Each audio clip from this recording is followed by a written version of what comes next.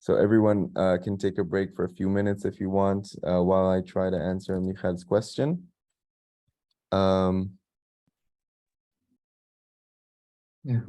Yeah, so usually people think it happened in the Second Temple period, so sometime in the second half of the first millennium BCE. Some people think it happened much later, like Blau. Some people think it happened much earlier, like Florentin.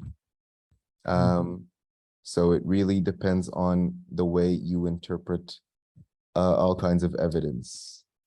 But I think the more accepted version is that it happened sometime in the Second Temple period, which means before the latest parts of the Bible. So like before Divrei Hayamim, Daniel, Ezra, Nehemiah, but after all of the other. And was it the influence of the Aramaic on Hebrew, or? Once again, it really depends on who you ask. Like, once again, Florentin thinks that this happened in Aramaic and Hebrew, unrelated or aerial thing, but Blau is certain that it happened in Hebrew as a result of influence from Aramaic. You mean Beged Kefet? We're talking about Beged Kefet, yeah. Okay. The famous process of Sperantization. Thank you. Yeah, very welcome. Any other question?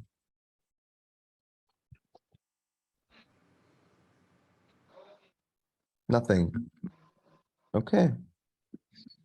Good choice. So for P, I chose this nice verb, which means to break. We have it in practically every branch. So Akkadian napatsu, to push away, smash.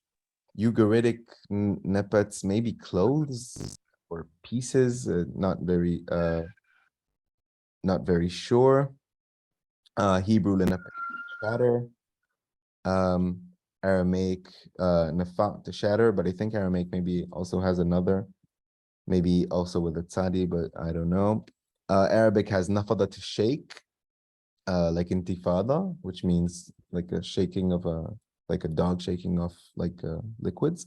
Sabaik has nafada, I don't know, nafada, to be uncalm or tremble or something like that. And Gez nafata, to flee, and Jibali nafata, to knock over, throw out. So you can see that in Arabic, Sabaik, Gez, or Ethio-Semitic in general, modern South Arabian in general, it's an F. In all the other languages, it's a P. In Hebrew and Aramaic, it's sometimes a P, sometimes an F. Any question regarding this? It's a weird word because it has so many different meanings. So this is just something we have to notice when we look at these etymological comparisons, because I think it's very unlikely to be unconnected. Like, if we look, first of all, N and P have regular reflexes in all of the languages. And even if we like ignore the languages that have the tzadi or even the ayn, these languages which have a clear Aramaic has nafa, it's like ara. Sorry? The same. Aramaic nafa with ayn. Yeah, like yeah. ara. Yeah, here. Yeah, it says, yeah, you're right. But what I'm saying is, yeah, they all have the regular reflexes of dod. But in these languages, which have only dod, like just dod, it just has to be connected, but the meanings are so divergent. Sorry. Everything clear? Any other question? Okay. So for M, I took this word to steer or melt or something. Hebrew, it means to stir, but it's not a very famous word. I didn't know it until I saw it in the dictionary. Aramaic, to press or stir, steep. Arabic, to soak.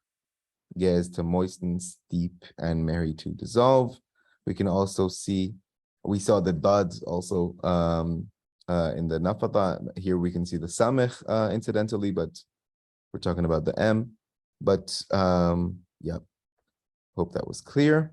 If you have any other question, all the asterisks here are supposed to mark that in Jibali, B and M are problematic as they usually are elided after vowels. M is elided with a nasalization of the vowel usually. And W is a problem in Akkadian because it is just usually not there, but rarely there. And Hebrew, Aramaic, and Ugaritic or Northwest Semitic has this nice shift of waw to ya in the beginning of a word. Okay, so that's where we get all these ya words in Hebrew and Aramaic, like yeled or yerach, or all of these words that have waw in the other languages. So, for example, warch, moon, month, we have that in Akkadian. In Hebrew, it's yareach or yerach. Aramaic, yalcha. Arabic has tarikh, plural tawarikh, which means date, but it's weird. I don't know. Probably is connected. Gez has warch, and Mehri has warch. Any question about that? Did everyone know this word already? Is there anyone who didn't know this word? Okay. So the dorsals, we have this very famous word for dog, kalbu in Akkadian, kalb in Ugaritic, kelev in Hebrew, and we can also see the Esperantization, kalba in Aramaic, kalb in Arabic, kalb in Sabaik, kalb in Gez, and kalb in Sokotli. But there are no dogs on Sokotla. Never mind. Can I have a question about the previous Yeah, sorry. about walch? Mm. In Akkadian, it's changed to malch. Warchu or archu, yeah. No, but it's changed to malch. No. Oh, well, there were a few periods in the life of Akkadian that had MW confusion or substitutions, but it's not the regular thing, I think.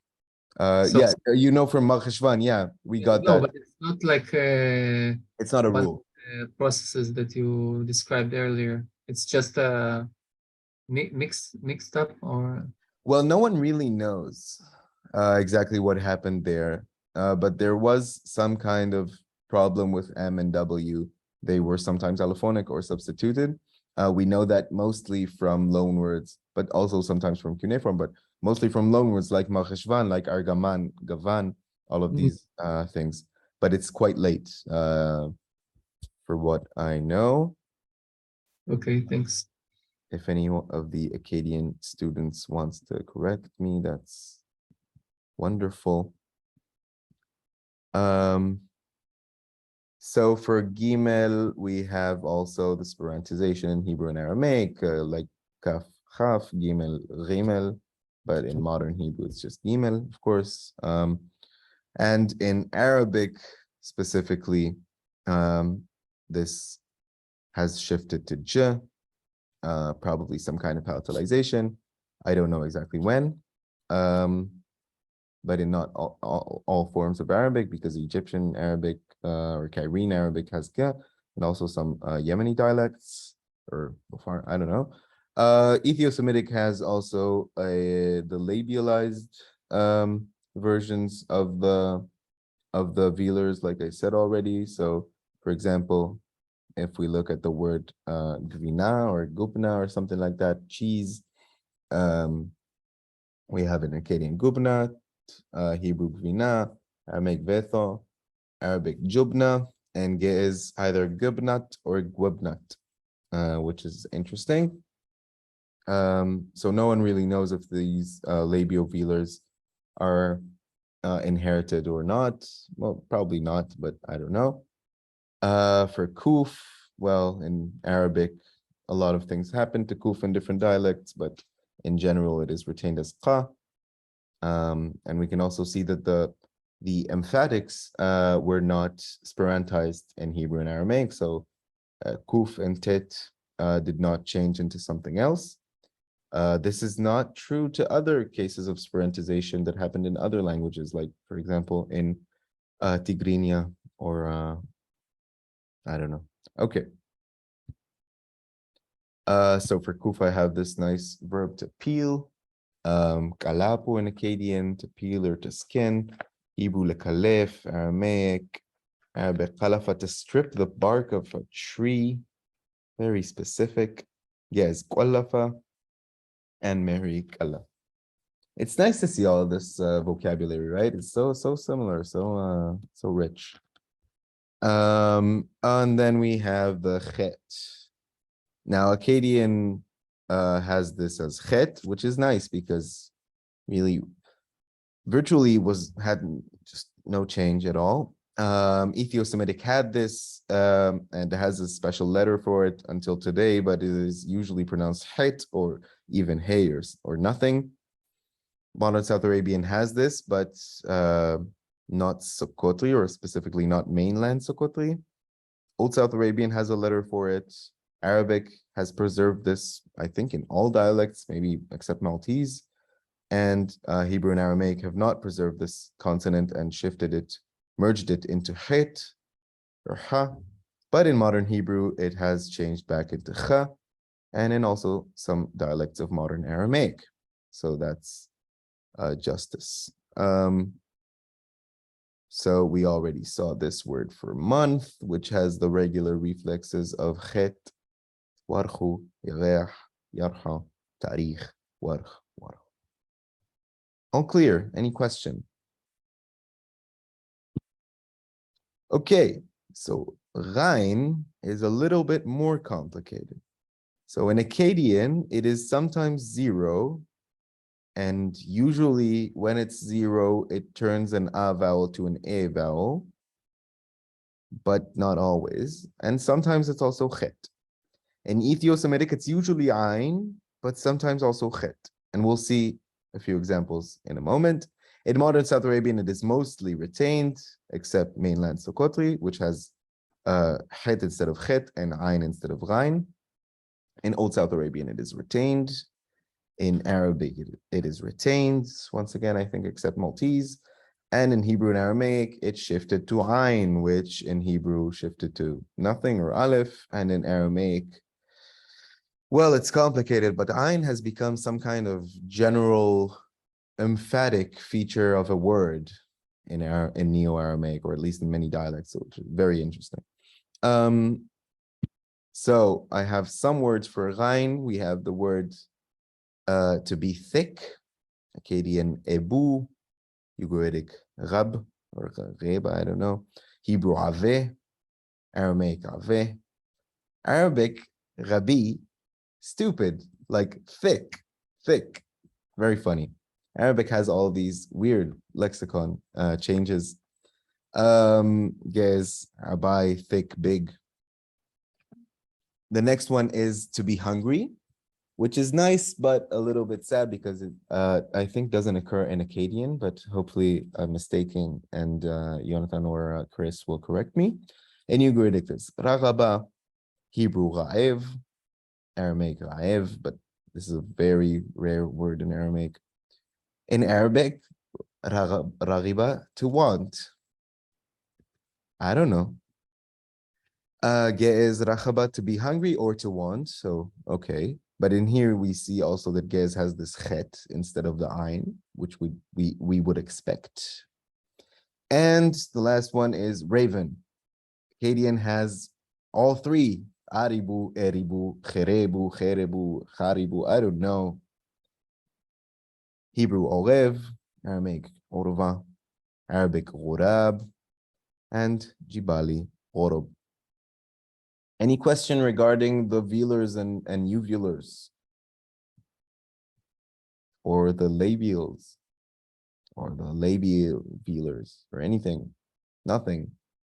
Okay, alveolar stops. I have a Good question. Yeah. You constantly refer to the fricatives as uvula. Is the reason for that simply the modern languages that have preserved them as uvulars, or why? Because it would make sense for like from like a symmetry kind of point to just assume them to be velars too, like the respective like stop counterparts. Mhm. So that makes sense. Yeah, well, not a lot of languages have any distinction between velar and uvular in general. So not a lot of languages have parallel sounds in both of these places, which they distinguish. It's a good question. Some people also think that they were velars and not uvular. I don't know from a symmetry point of view, because there are a lot of asymmetry points. I have no idea.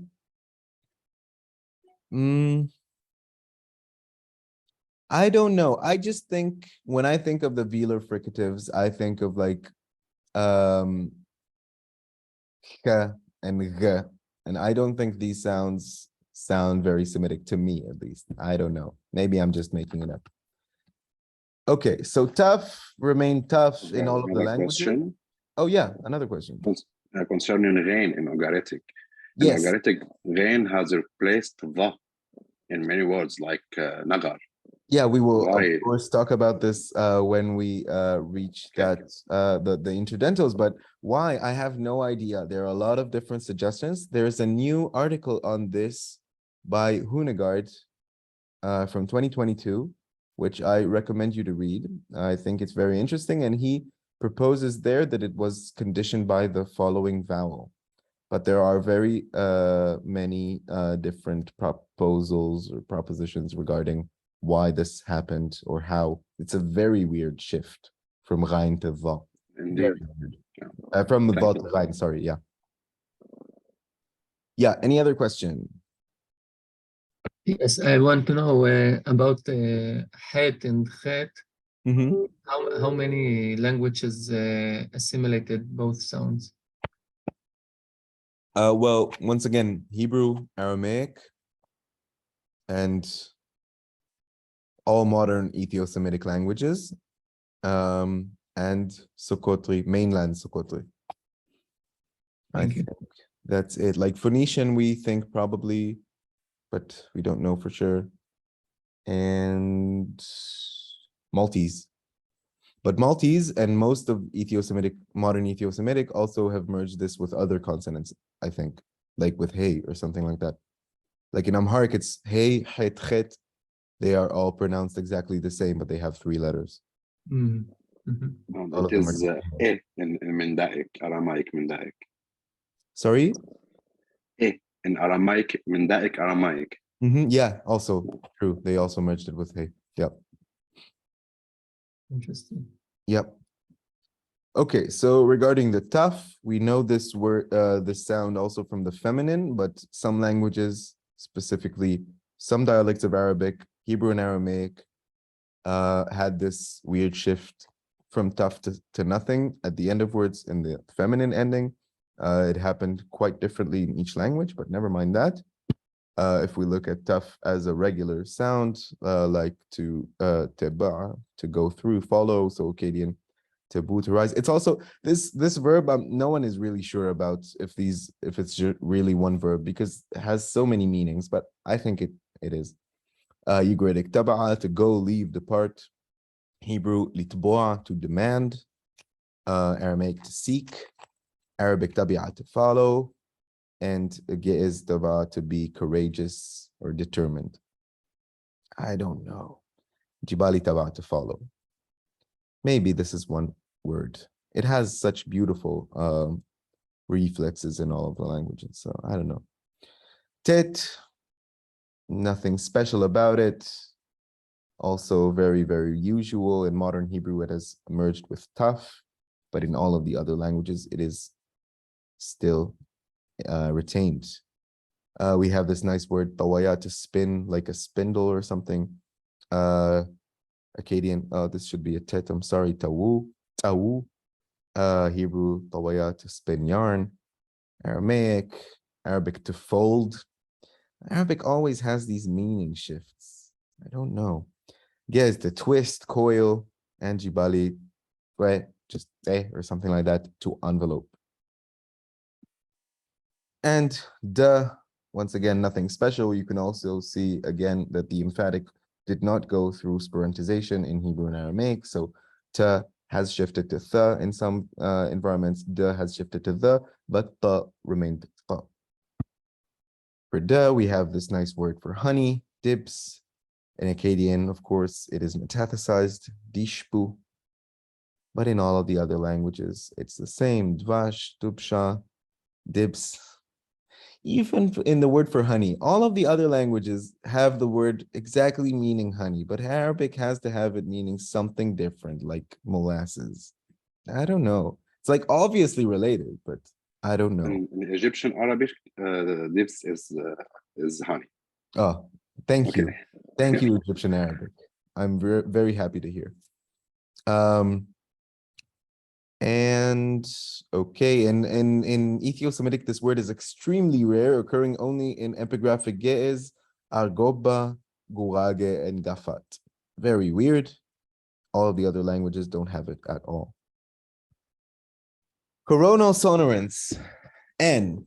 Okay, so N has gone through this nice process in Northern Semitic, so to say, or Akkadian, Hebrew, and Aramaic, or not all of Aramaic, but some of Aramaic and Ugaritic, in which it assimilates or it just lengthens the following consonant whenever it comes before a consonant. But this process is not very productive. So it didn't happen in that many words, and it doesn't happen anymore. We already saw this consonant in the word for cheese. We can see this assimilation in the Aramaic gvetha, which should have been gventha or something like that. Or also for Hebrew Medina, Aramaic mevitha, or something like that. Everything clear so far? Any questions?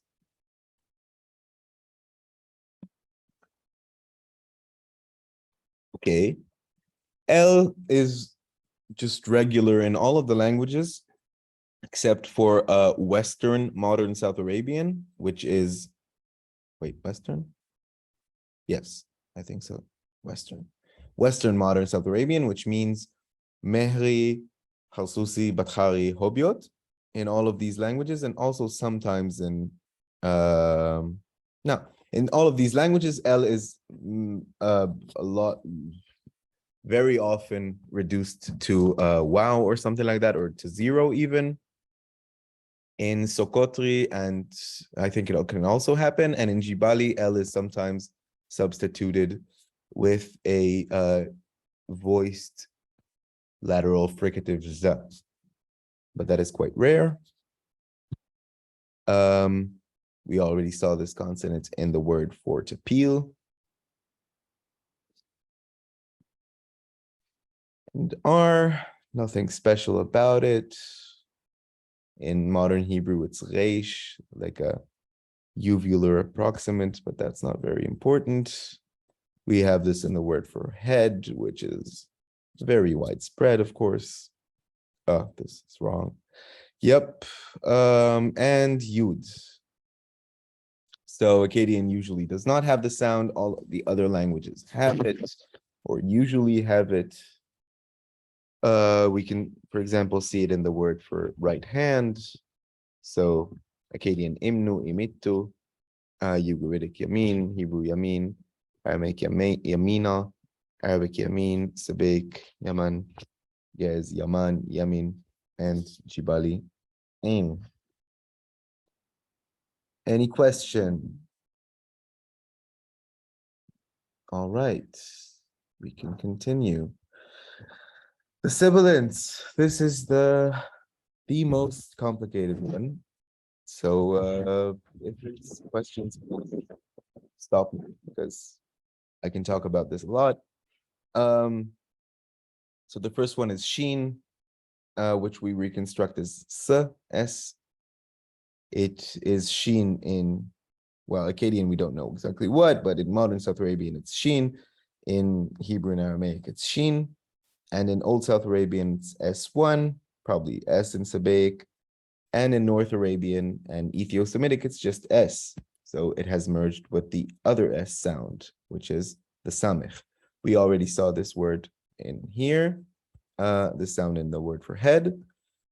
So Samech and Shin are merged in Ethio-Semitic and Arabic or North Arabian. This does not include Taimanitic of the old North Arabian languages, but all the other ones it does include. So these two sounds have merged. This also happened in Middle Sabaic onwards, or at least Late Sabaic. But in Hebrew and Aramaic and modern South Arabian and Akkadian, these two sounds are distinct. Now, Arabic and Ethio-Semitic still have a sound sh, but this is not etymologically this sound. Was that clear? Any question? Very complicated. So the samech is S3 in Old South Arabian. So the S1 is the shin, S3 is the samech, and the S2 is the sin, the lateral. That's how we usually call it in Old South Arabian. Oh, Ugaritic, sorry, I didn't say, probably exactly the same like Hebrew and Aramaic, shin and samech. Any question? Sure? You sure? Fine. So for samech, we already had this word to dip or stir or something, soak, I don't know. We can see samech in all of the languages is S. So why do we reconstruct it as T? That's a different question. Tzadi is just tzadi in all of the languages. In modern South Ethio-Semitic and especially Southern Amharic, it has shifted to T in many environments, maybe even all environments. So in many words, they have T instead of etymological Ts. All the other languages have just regular tzadik.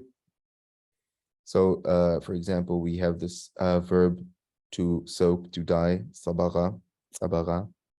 Akkadian tzapu, it should have been tzepu, but it's tzapu. To soak, to dye. Hebrew, litzboa, to dye. Aramaic, tzaba, to be wet, or to dye, or to dip. Arabic, sabara, to dye. Ge'ez, tzabacha, again with the chet for the ghain, to dip. And Sokotri, tzaba'a, to dye. And we also see that Sokotri has ain instead of ghain, mainland Sokotri. Any question? It's really interesting that they had such verbs for to die. I wonder what it means about the ancient Semitic people. I don't know. They used colors. So Zain had remained Zain in all of the languages. I reconstructed as an African and Akkadian like Z, but I don't know. No one really knows. All the other languages have Z. One thing that I haven't mentioned is that Ethio-Semitic has, like I already said this, but it has this regular process of palatalization, which shifts all of these alveolars to palatals or post-alveolars. So S becomes Sh, T becomes Ch, T becomes Ch as well, and Z becomes J. And modern South Arabian much more rarely has similar processes like T becoming Ch. Okay. Regarding the velars, I haven't said that in modern South Arabian, sometimes they are also palatalized lexically. So for example, the word for liver is shibd or shibdit or shibdet in all of the modern South Arabian languages instead of kabd. Okay, question This is about also in Bedouin Arabic in Syria. yes. Also for palatalization from ka to cha or sha. Yep. That is quite similar and quite widespread in Arabic as well. Yep. Okay, for Zain, the example is to shear, to cut, or something like that. Have a typo or something. Same words usually means to cut, like wool or something like that. Nice. Okay, interdentals. These are very complicated as well. I don't think I don't know if we'll finish it today, but well, it's okay. We'll see. So Ethio-Semitic has no interdentals at all, no evidence of ever having interdentals, which is nice. So it's just in Ethio-Semitic. In Hebrew, it is sha, which is a little bit special. Akkadian shin. And in all the other languages, it is retained as tha. In Aramaic, it shifted to ta, but since Sperantization happened, it also became tha in some environments, which is also nice. Modern South Arabian retains the interdentals, except mainland Sokotri, which has shifted them to the stops. So the word. There is no original shin in Proto-Semitic? Not as people usually reconstruct it today, no. The original shin is thought to have been S. Yeah.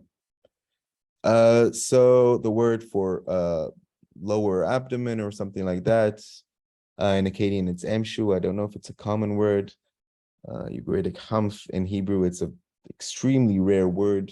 I think it's a hapax homesh, meaning lower belly or something like that. In Gez, hems, womb. So you can see that in Gez, sometimes the th can be seen, sometimes it's samech, it's okay, doesn't matter, it's neither of them. And mehri, hamth, lower belly. Oh, Sokotri has hunt. Does anyone want to explain what happened here? In general, why does Sokotri have hunt?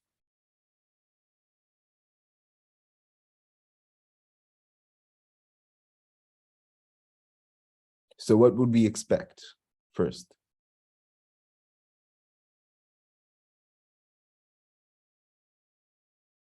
I'm waiting.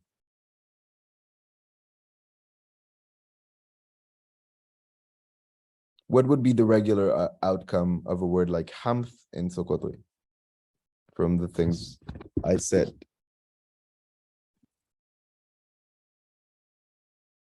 Does anyone remember? Isn't it the simulation for the meme and in Hamd? Yeah. It should have been hamd, and you're right. And it's not dissimulation, it's assimilation. So hamd became hunt. Yes.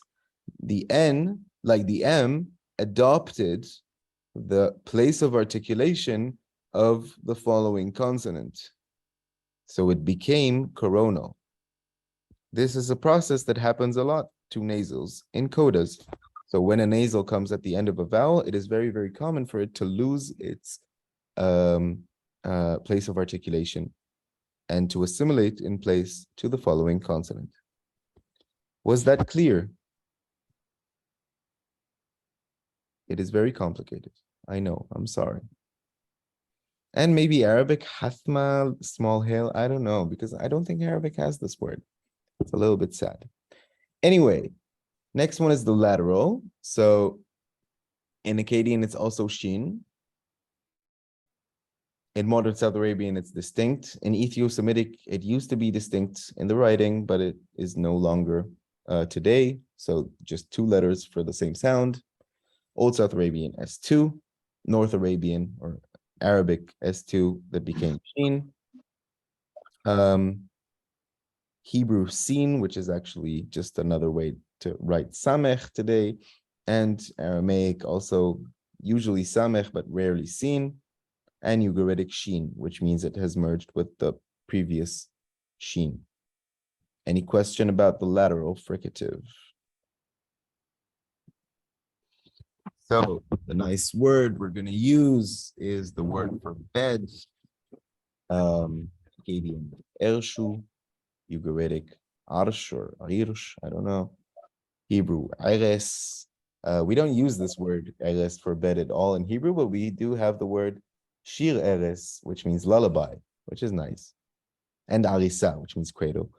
And Aramaic arsa, Arabic arsh, throne. Why Arabic? Why these semantic shifts? Very interesting. Sabaic arsh, hut, also very weird, and Gez arish, also hut, tent. But I think a hut, tent, and a bed can be more easily connected. The another word for throne in Arabic is sarir, and is also Also bed. Oh, nice. Yeah. You're right. Very good. Very interesting. And Mary Arset. So in modern South Arabian and especially Omani Mary, Ain and Aleph are sometimes also substituted for each other. Okay. The Wait, voice. Yeah, sorry. can I ask, Of course. where do you take it from, all this words in different languages? Like there's a dictionary for all Semitic languages, or Unfortunately not. I have to collect them by myself. But there are some dictionaries that are useful. I sent a bibliography. Just a second. Did everyone receive the bibliography I sent? I did I in haven't received. WhatsApp. Yes. So if anyone hasn't, I'll send it again. This is the most valuable book for cognates, the Comparative Dictionary of Ge'ez by Wolf Leslau, the edition from 2006. It exists online. There are a few others. Akkadian has the von Sodens one, Akkadisches Handwörterbuch. Hebrew has Halot for biblical Hebrew and Ben Yehuda. So these sometimes have cognates, but most like you don't really have these the only thing that exists actually, which is like a comparative Semitic dictionary, is David Cohen's Dictionnaire des Racines Semitiques or something like that in French. But it's only until Kaf. Like he worked on it for like 40 years, but eventually he died, so he got from Aleph to Kaf. Still very useful. Is it online? It is, of course, online. And anyway, if you have any trouble finding books online, you can tell me, and sometimes I also scan books. So the had pretty much the same process as the th did. So it was retained in modern South Arabian except for mainland Sokotri. Oh, sorry. Was retained in modern South Arabian except for mainland Sokotri, retained in Old South Arabian mostly, retained in Arabic mostly, but also many Arabic dialects have t and d instead of th and th. In Hebrew, it was not retained and merged with z.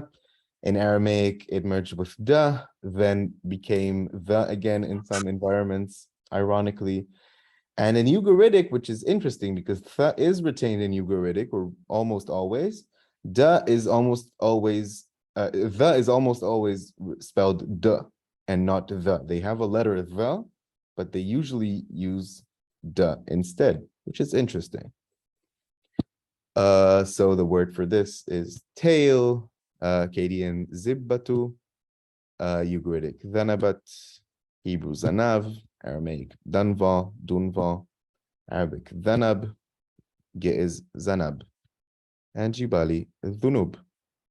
Any question regarding the interdentals?